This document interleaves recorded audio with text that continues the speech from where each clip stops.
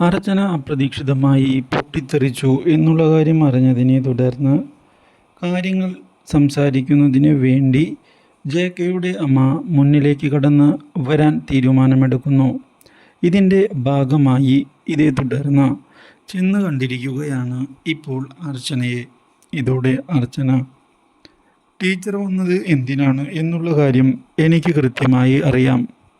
പക്ഷേ ടീച്ചർ ഒരു കാര്യം മനസ്സിലാക്കണം, എൻ്റെ പെർമിഷൻ ഇല്ലാതെയാണ് ഞങ്ങളുടെ വീട്ടിലെ കാര്യത്തിൽ ജെ.കെ ഇടപെട്ടത്.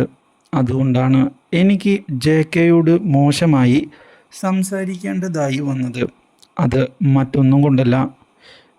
എനിക്ക് മനസ്സിലാകുന്നുണ്ട് മോളെ, നീ എന്തുകൊണ്ടാണ് അവനോട് അങ്ങനെ പെരുമാറിയത് എന്ന്.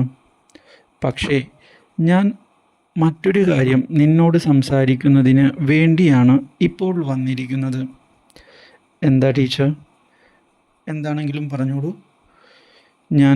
ഞാൻ പറഞ്ഞിട്ടാണ് അവൻ പത്രത്തിൽ പരസ്യം കൊടുത്തത്. നിങ്ങളെ സഹായിക്കണമെന്ന് ഞാനാണ് അവനോട് ആവശ്യപ്പെട്ടത്.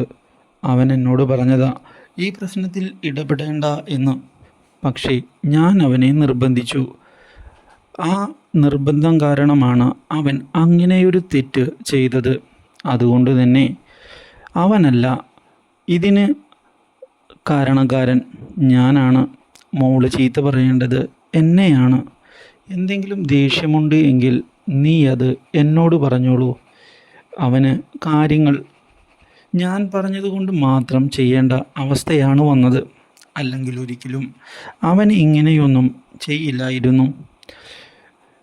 അർച്ചനയ്ക്ക് ദേഷ്യമുണ്ട് എങ്കിൽ എന്നോട് അത് തീർക്കാം. അവനെ ഇതിലേക്ക് വലിച്ചിഴച്ചത് ഞാനാണ്. അതുകൊണ്ട് തന്നെ ഞാനാണ് നിന്നോട് ക്ഷമ പറയേണ്ടത്, ജെ.കെ അല്ല. അയ്യോ ടീച്ചർ എന്നോട് ക്ഷമ പറയേണ്ട ഒരു ആവശ്യവുമില്ല. ഞാൻ ആ വാശിയുടെ പുറത്ത് അങ്ങനെയൊക്കെ പറഞ്ഞതാണ് എന്നതാണ് സത്യം. ടീച്ചർ, എനിക്ക് കാര്യങ്ങൾ അറിയില്ലായിരുന്നു. ഞാനൊരിക്കലും ടീച്ചറെ വിഷമിപ്പിക്കണം എന്ന് വിചാരിച്ച് ചെയ്ത കാര്യമല്ല അതെനിക്ക് മനസ്സിലായി അർച്ചന. ഞാനാണ് നിങ്ങളുടെ കാര്യത്തിൽ അനാവശ്യമായി ഇടപെട്ടത്.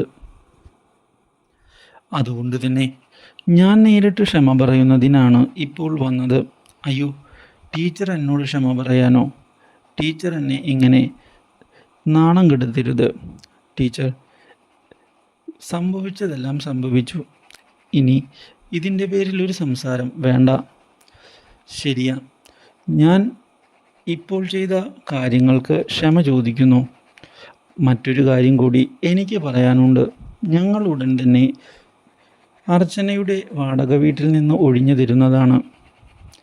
ഇനിയും ആ വീട്ടിൽ താമസിക്കാൻ ബുദ്ധിമുട്ടുണ്ട് എന്ന് ജെ.കെ പറഞ്ഞു. അത് ശരിയാണെന്ന് ഇപ്പോൾ എനിക്കും തോന്നുന്നു.